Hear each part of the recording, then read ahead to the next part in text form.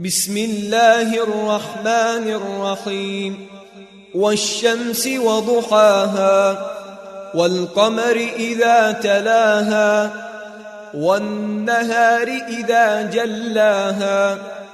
والليل إذا يغشاها والسماء وما بناها والأرض وما طحاها ونفس وما سواها فألهمها فجورها وتقواها قد أفلح من زكاها وقد خاب من دساها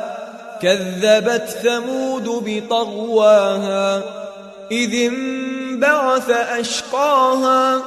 فقال لهم رسول الله ناقة الله وسقياها